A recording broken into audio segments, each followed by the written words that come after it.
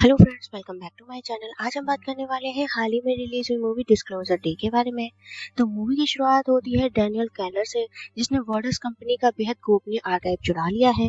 Company के agent उसे चारों तरफ से घेर लेते हैं और बैग नीचे रखने के लिए कहते हैं, लेकिन डैनियल साफ कहता है कि जब तक चैन को उसके सामने नहीं लाया जाएगा वह बैग किसी को नहीं देगा। कुछ देर बाद कंपनी का मालिक नोआ स्केलेट खुद वहां पहुंचता है और चैन को बंधी हुई हालत में लाया जाता है।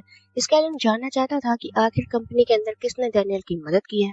तभी डैनियल सब पर बंदूक तान देता है, लेकिन स्केलेट तुरंत सभी गार्ड्स को हथियार पीछे करने का आदेश देता है, क्योंकि डैनियल के हाथ में एक ऐसा डिवाइस होता है जो जरा सी गलती पर धमाका कर सकता है। आखिरकार डैनियल डिवाइस सौंप देता है और बैग उठाता है और चैन को वहां से लेकर निकल जाता है। इसके बाद वॉर्डक्स डैनियल को देशद्रोही घोषित कर देता है और उसे पकड़ने के लिए पूरी एजेंसी लगा देता है। भागते हुए डैनियल अपने पुराने संपर्क ह्यूगो बैकफील्ड से बात करता है। डैनियल उससे कहता है कि वह आज ही पूरा डेटा इंटरनेट पर डाल देगा, लेकिन ह्यूगो उसे ऐसा करने से मना कर देता है। उसका कहना था अभी सही समय नहीं आया। चैन भी डैनियल को एक वन टाइम इंक्रिप्टेड फोन देता है ताकि वो बिना ट्रैक हुए एक दूसरे से संपर्क कर सके। उधर वर्डक्स के मुख्यालय में स्कैनर अपनी टीम के साथ में मीटिंग करता है और उन्हें पता चलता है कि कंपनी के 12 कर्मचारी अचानक गायब हैं और ह्यूगो भी ऑफिस नहीं आया। इससे साफ हो जाता है कि ये चोरी किसी एक आदमी का काम नहीं, बल्कि एक अच्छी तरह से प्लान किया गया ऑपरेशन था। छिपने के लिए चैन डैनियल को एक पुराने बौद्ध मठ में ले जाती है, जहाँ वह कभी नन बनने की ट्रेनिंग लिया करती थी। वहाँ की सिस्टर उसका स्वागत करती हैं और डैनियल के चेहरे के जख्म का इलाज भी करती हैं। यही डैनियल बताता है कि उसे पहले साइबर क्राइम के मामले में 19 महीने की जेल हो चुकी है, लेकिन इस बार उसका मकसद सिर्फ एक है, इस गोपनीय आर्काइव का सच पूरी दुनिया तक पहुंचाना, क्योंकि उसके मुताबिक ये जानकारी किसी एक कंपनी की नहीं बल्कि पूरी मानवता की है। इसी बीच कहानी दूसरी तरफ मुड़ती है। कैंसस सिटी में रहने वाली मौसम विशेषज्ञ मार्गेट अपनी सामान्य जिंदगी जी रही होती है। उसका बॉयफ्रेंड जैक्सन अपनी कंपनी को लेकर उत्साहित है, जबकि मार्गेट शहर छोड़कर जाना चाहती है। तभी अचानक एक लाल रंग का पक्षी उसकी खिड़की के अंदर आता है और कुछ पल तक उसे घूरता रहता है। पक्षी के उड़ते ही मार्गेट अचानक बिना किसी वजह के रूसी भाषा बोलने लगती है। सबसे हैरानी की बात ये होती है कि कुछ सेकंड के बाद में उसे ये भी नहीं याद रहता है कि उसने क्या कहा था। ऑफिस जाते समय ट्रैफिक पुलिस उसे तेज रफ्तार के लिए रोक लेती है, लेकिन अचानक वह पुलिस ऑफिसर उसके पिता के बारे में ऐसी बातें कहने लगती है जो वह वहाँ कभी नहीं जान सकती थी। वहाँ से जाने के बाद वह खुद भी डर जाती है कि आखिर उसके मुंह से ये बातें कैसे निकल गई। उधर देश में अंतर्राष्ट्रीय तनाव लगातार बढ़ रहा होता है और सेना को हाई अलर्ट पर रखा जाता है। इसी बीच मार्गरेट न्यूज स्टेशन पहुंच जाती है, जहां उसका डायरेक्टर देर से आने के लिए उसे डांट देता है, लेकिन मार्गरेट का ध्यान अब सिर्फ एक सवाल पर होता है कि आखिर उसके साथ में ये रहस्यमय घटनाएं क्यों हो रही है। ऑफिस पहुंचते ही मार्गरेट अपने साथी की कोरियन भाषा की गलतियां सुधार देती है, जबकि किसी को भी ये नहीं पता होता है कि उसे कोरियन भाषा आती है। कुछ ही सेकंड के बाद में वह लाइव मौसम समाचार पढ़ने लग जाती है, लेकिन अचानक उसकी जुबान लड़खड़ाने लग जाती है और उसके मुंह से ऐसी रहस्यमय भाषा निकलने लग जाती है जिसे वहां मौजूद कोई भी इंसान नहीं समझ पाता है। हालात बिगड़ते देख डायरेक्टर तुरंत प्रसारण रोक देता है। उधर डैनियल और चैन अब भी फार्म हाउस में छुपे हुए होते हैं। डैनियल चैन को अकेले छोड़ने से साफ इनकार कर देता है। वो यूगो से संपर्क करता है, जो उन्हें एक नए सेफ हाउस में जाने का निर्देश देता है। इसी बीच सोशल मीडिया पर मार्गरेट की वायरल वीडियो वर्ड्स तक पहुंच जाती है। उसे देखते ही स्कैलर समझ जाता है कि ये वही मामला है जिसका उन्हें सालों से इंतजार था। वह तुरंत आदेश देता है कि मार्गरेट को यूगो से पहले ट्रैक किया जाए। अस्पताल में मार्गरेट के सभी मेडिकल टेस्ट बिल्कुल सामान्य आते हैं। डॉक्टरों को इसके अंदर कोई बीमारी नहीं मिलती है, लेकिन मार्गरेट को महसूस होता है कि दो सूट पहने हुए आदमी उसका लगातार पीछा कर रहे हैं। तभी उसे डैनियल केलर का नाम सुनाई देता है। वो तुरंत जैक्सन के साथ में अस्पताल से चुपचाप भाग निकलती है। दूसरी तरफ डैनियल चैन को वर्डिक्स का सबसे बड़ा राज बताता है। वो कहता है कि ये संस्था 1970 के दशक से गुप्त रूप से एक रहस्यमय प्रोजेक्ट चला रही है। पहले डैनियल भी उसी प्रोजेक्ट का हिस्सा था, लेकिन एक भयावह वीडियो देखने के बाद उसने सच दुनिया के सामने लाने का फैसला कर लिया। मार्गरेट उसे समझाती है कि इतना बड़ा फैसला अकेले लेना सही नहीं है, लेकिन डैनियल का मानना है कि पूरी दुनिया को सच जानने का अधिकार है। इधर यूगो की मुलाकात आखिरकार मार्गरेट से होती है। वो उसे बताता है कि वो उसी का इंतजार कर रहा था। डरी हुई मार्गरेट उसकी बातों का भरोसा नहीं करती है, लेकिन जब उसके मुंह से बिना सोचे डैनियल कैलन का नाम निकलता है, तो उसे एहसास होता है कि वो किसी अनजानी ताकत से जुड़ी हुई है।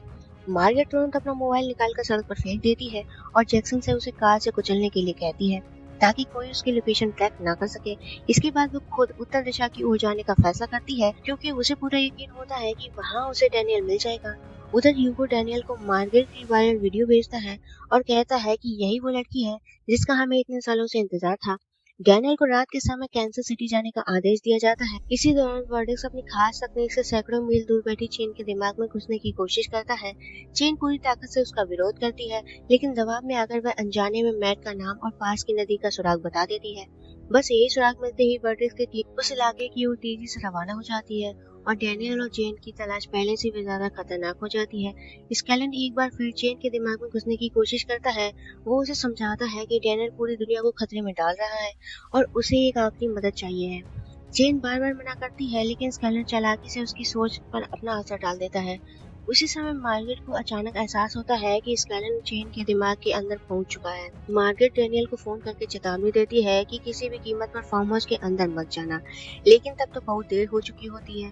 डैनियल छुपते छुपते एजेंट की गाड़ी तक पहुंच जाता है और उसकी एक कार चुराकर सीधे फार्म हाउस में घुस जाता है। एजेंट गोलियां चलाते हैं, लेकिन वह चेन को लेकर वहां से निकलने में कामयाब हो जाता है। वो डैनियल या वर्डिक के किसी भी व्यक्ति की मदद नहीं करना चाहती, लेकिन तभी वो ऐसी बातें बताने लगती है जो किसी अजनबी के लिए जानना नामुमकिन थी। वो एक एजेंट के घायल कंधे का जिक्र करती है और फिर चेन का नाम भी लेती है। सभी लोग हैरान रह जाते हैं। मार्गरेट बताती है कि कभी कभी वो कुछ सेकंड के लिए दूसरे लोगों के दिमाग में चली जाती है और उसकी यादें देख लेती है। ये सब उस रहस्य में लाल पक्षी को देखने के बाद में शुरू हुआ था। उधर डैनियल और मार्गरेट भाग रहे होते हैं कि तभी वर्डिक के कुछ एजेंट उसका पीछा करना शुरू कर देते हैं और गोलियों की बारिश के बीच में दोनों एक चलती हुई ट्रेन पर चढ़ने की कोशिश करते हैं। सामने से दूसरी ट्रेन भी आ रही होती है। आखिरी पल में डैनियल मार्गरेट को कूदने के लिए कहता है और दोनों किसी तरह अपनी जान बचा लेते हैं। इस घटना के बाद में मार्गरेट की हालत बिगड़ जाती है।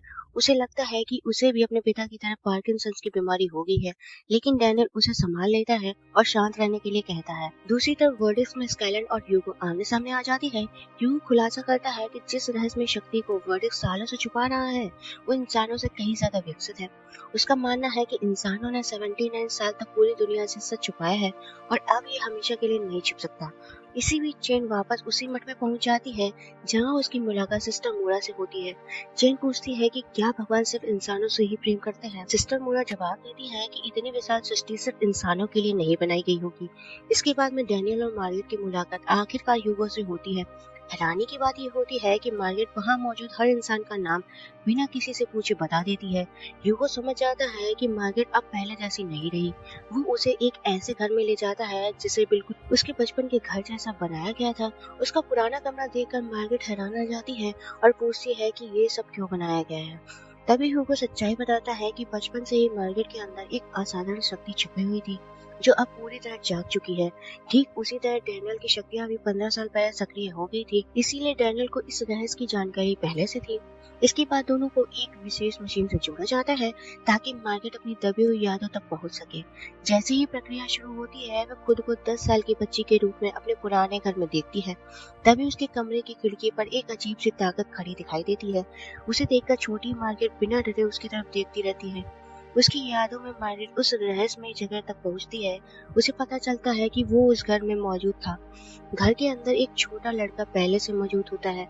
वही लड़का दरअसल बचपन का डैनियल होता है। दोनों बच्चों पर एक रहस्यमय रोशनी डाली जाती है और वहाँ कोई अजीब प्रयोग किया जाता है। कुछ ही देर बाद दोनों की आंखें खुलती हैं और वो हंसते हुए होश में आते हैं। अचानक मार्गरेट वर्तमान में लौट आती है। तभी खबर मिलती है कि वर्डिक के एजेंट उसकी लोकेशन तक पहुंच चुके हैं।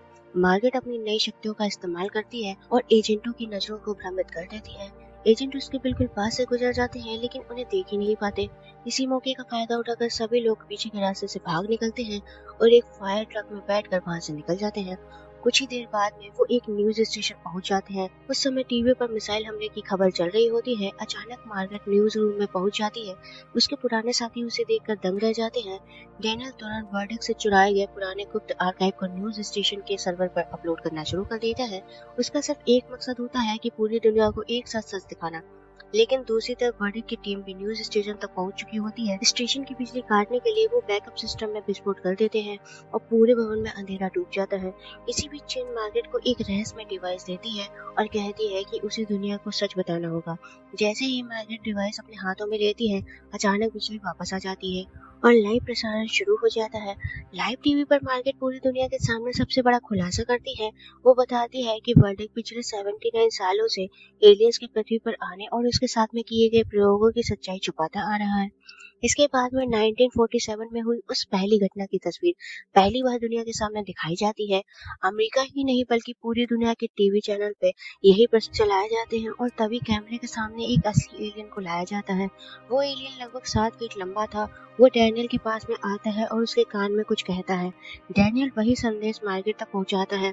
मार्गरेट कैमरे के सामने वापस आती है और पूरी दुनिया से कुछ कहने वाली होती है, लेकिन इससे पहले कि वो अपना संदेश पूरा कर पाती है स्क्रीन ब्लैक हो जाती है। यही इस मूवी का सबसे बड़ा रहस्य है, आखिर एलियन ने डैनियल से क्या कहा था। फिल्म इसका सीधा जवाब नहीं देती है, लेकिन कहानी से संदेश मिलता है कि एलियन इंसानों को नुकसान पहुंचाने नहीं बल्कि उन्हें एक महत्वपूर्ण संदेश देने आए थे।